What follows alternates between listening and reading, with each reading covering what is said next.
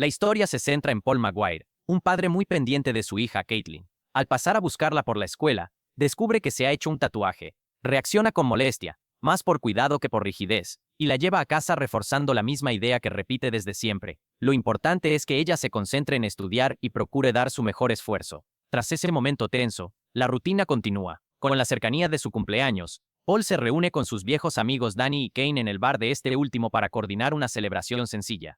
Queda claro que desea un ambiente sano, les pide que los meseros eviten servir alcohol y que todo se mantenga bajo control. Sus amigos reconocen ese cuidado como una muestra de su compromiso como padre. En su presente, Paul dirige una empresa de construcción. Durante una conferencia de prensa con el alcalde, presenta un proyecto que, según promete, generará decenas de empleos y destinará parte de las ganancias a investigación médica y programas educativos. Su imagen pública es la de un empresario que trabaja por su comunidad y que intenta dejar atrás cualquier sombra del pasado. Esa noche, Paul y su esposa Vanessa se arreglan para asistir a una cena benéfica. Caitlin se queda en casa acompañada por dos amigos, Evan y Mike.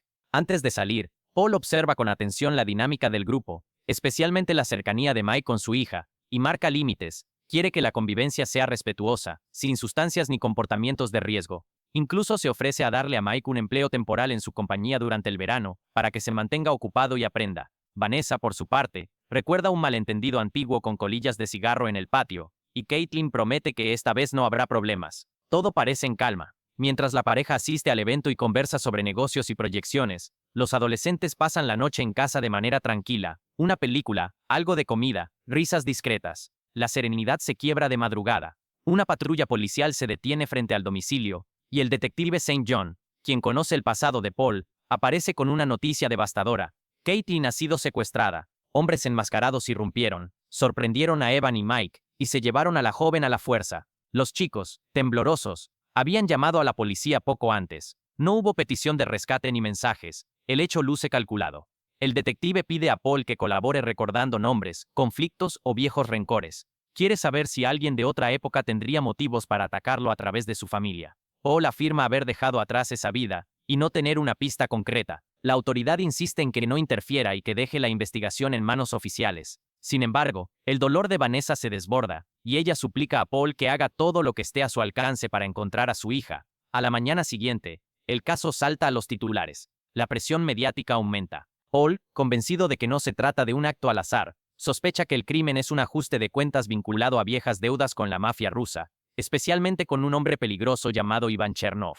En un recuerdo que irrumpe como una espina, afloran escenas de un pasado de golpes y decisiones torcidas que había intentado enterrar. Paul busca a Mike para reconstruir la secuencia. El muchacho, en shock, relata que los atacantes irrumpieron con rapidez y precisión, con el rostro cubierto y armados, y que hablaban con un acento extranjero que sonaba ruso. Apenas eso alcanza a recordar con claridad. Paul le pide que si recupera cualquier detalle, por mínimo que sea, lo contacte de inmediato. Sin perder tiempo, Paul recurre a Kane y Danny, ofrece dinero por su ayuda, pero ellos rehúsan, consideran el asunto personal, lo ven como un hermano, y no aceptan pago por apoyarlo. Paul advierte que está vigilado por la policía, y que necesita que sus amigos se muevan por su cuenta para identificar a los responsables. Danny afirma conocer los primeros pasos. La búsqueda los conduce hasta Oliver, un conocido del submundo. Quieren saber si hay rumores de una joven retenida en algún lugar. Oliver y su pareja niegan tener información. Todo parece hermético. De pronto, entra una llamada que corta la respiración. La policía ha encontrado un cuerpo. La confirmación es el golpe más duro que Paul podía recibir. Caitlin aparece sin vida en un canal de desagüe. La familia se desploma. El funeral transcurre en un clima de silencio que pesa como una piedra. Tras la ceremonia, O'Connell, un antiguo socio de aquellos tiempos oscuros, intenta persuadirlo de que delegue todo y no regrese al círculo de violencia. Recuerda que pocos logran salir de ese mundo con vida, y que Paul fue de los contados afortunados. Sería un error hundirse otra vez. En retrospectiva, salen a flote los orígenes del odio entre irlandeses y rusos. Años atrás, Paul, Kane y Danny tendieron una emboscada a un mensajero de la mafia rusa, y le arrebataron un maletín con dinero y armas. Aquello detonó una guerra larga y costosa. Muchas vidas se quebraron desde entonces. Cuando concluyen los primeros análisis forenses, aparece un dato sombrío. El arma empleada para terminar con la vida de Caitlin fue una pistola rusa Tokarev TT-33, el mismo modelo con el que Paul cometió un homicidio en el pasado. El detective asignado decide ocultar temporalmente esa coincidencia para no agravar el ánimo de Paul ni entorpecer la investigación. Días después, Paul acude a la escuela de su hija para recoger sus pertenencias. Sostener la mochila Revisar cuadernos y objetos personales le abre una herida que creía insensible. Nada apaga ese vacío. En paralelo, Kane y Danny encuentran algo decisivo. El arma usada pertenece, en efecto, al pasado de Paul. Esta confirmación enciende la interpretación que él venía barruntando. Para Paul, solo podía tratarse de una represalia de la familia rusa de la que se adueñó del dinero 17 años atrás. Decide entonces rastrear cualquier hilo que lo acerque a Chernov. A medida que avanza, su carácter se endurece y su conducta se vuelve más cortante. Vanessa lo percibe y se angustia. Teme que el hombre que decía haber cambiado solo estuviera conteniendo un impulso que nunca desapareció. Siguiendo una pista, Paul llega hasta Bori, un miembro de aquella mafia. El interrogatorio privado se convierte en una agresiva confrontación. Bori logra escapar, aunque queda claro que Paul ha cruzado otra línea. El detective Saint John vuelve a encararlo y le pide que se detenga para evitar una espiral aún peor, pero Paul, encendido por el dolor, no escucha. Esa misma noche, Paul, Kane y Danny irrumpen en un escondite de traficantes rusos. El choque es directo y fulminante. Cuando la policía llega al lugar al día siguiente, las señales delatan el sello de los tres. La vendetta deja de ser tácita. Es una guerra abierta. La respuesta de Chernov no tarda. Si Paul ha decidido atacar, la mafia contraataca. El clima se vuelve asfixiante. Días después, un grupo de hombres armados entra en el bar de Kane. El asalto es contundente. El local queda hecho añicos y Kane es capturado. La organización lo retiene, dejando claro que la escalada no se detendrá. Paul recibe una llamada urgente que advierte sobre la presencia de varios rusos en su calle. Corre hacia el bar de Kane, pero encuentra la zona acordonada y a la policía controlando la escena. El detective intenta que recupere la lucidez. Le exige que frene antes de que ocurra una tragedia mayor. Paul, fuera de sí, no retrocede. Mientras tanto, Kane padece el cautiverio.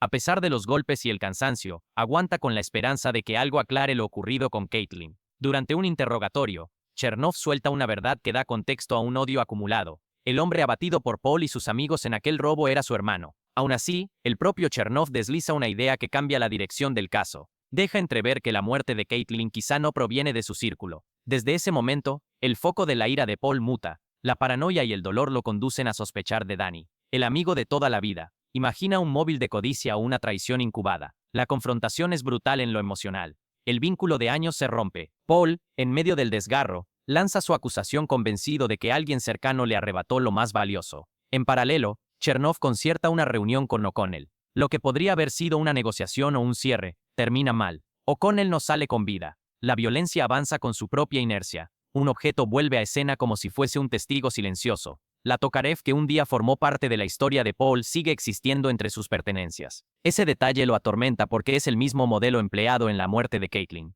Las dudas se multiplican. Una noche, Evan actúa de forma extraña. Llama a Mike y le pide que se vean en un sitio apartado. Mike, inquieto, acude. Cuando llega, comprende que quien lo espera es Paul. El ambiente es denso. No hay palabras. El joven no alcanza a entender la razón de la cita, pero la presencia del hombre y el peso de los últimos días lo descomponen. La tensión rompe una barrera invisible, y entonces ocurre lo inevitable. Mike confiesa. El relato que sale de su boca es un golpe seco. Aquella noche, él y Evan jugaron con la pistola Tokarev de Paul sin comprender del todo el peligro. En un descuido, el arma se disparó, y la bala alcanzó a Caitlin. El pánico se apoderó de los dos. En lugar de pedir ayuda, trataron de simular un secuestro pensando que así ocultarían el accidente. Mike, quebrado, admite que nunca quiso hacer daño y que debió haber dejado el arma en paz. La confesión hunde a Paul en un silencio que pesa más que la furia. La tierra vuelve a abrirse bajo sus pies, pero no responde con un estallido. Toma una decisión que no parecía posible horas atrás. En lugar de desatar otra cadena de violencia, opta por detenerse. Observa en el rostro de Mike un remordimiento incontestable y entiende que de seguir avanzando con la venganza, no quedará nada más por arrasar. Deja que el peso de los hechos caiga donde debe caer. Agotado, regresa a casa y llama a Vanessa. Le narra, con la voz quebrada, cómo fue su entrada a la vida criminal y le pide perdón por haberle ocultado esa parte de su historia. Promete no permitir que ese pasado vuelva a dictar sus pasos, aunque ignora que la noche todavía guarda un último giro. En ese estado de desamparo, un recuerdo se impone. Su primer homicidio, años atrás, en un bar donde le pusieron un arma blanca en la mano y todo cambió de rumbo. Es como si el círculo se cerrara a sus espaldas sin que alcanzara a verlo venir. La sombra del remordimiento se hace insoportable. En silencio, toma una hoja y se hiere en el abdomen. En ese mismo momento, hombres de la mafia irrumpen en la vivienda. Lo encuentran desfalleciente. Poco después, Vanessa llega entre lágrimas, y solo alcanza a ver el cuerpo de su esposo siendo retirado por las autoridades. La imagen final es la de un hombre consumido por sus decisiones pretéritas, y por una culpa que nunca supo soltar. Lo que deja la historia es un recordatorio amargo. Los actos del pasado crecen como sombras y terminan alcanzando a quienes menos lo merecen. Paul quiso cambiar de rumbo, y durante un tiempo lo consiguió, pero nunca cortó de raíz el vínculo con sus errores, y estos lo rodearon por todos los flancos. Ocultar la verdad, por miedo o vergüenza, abrió el camino a una pérdida aún más devastadora. La cadena de violencia, nacida muchos años atrás, terminó devorándolo todo: su familia, sus amigos, y por último a él mismo.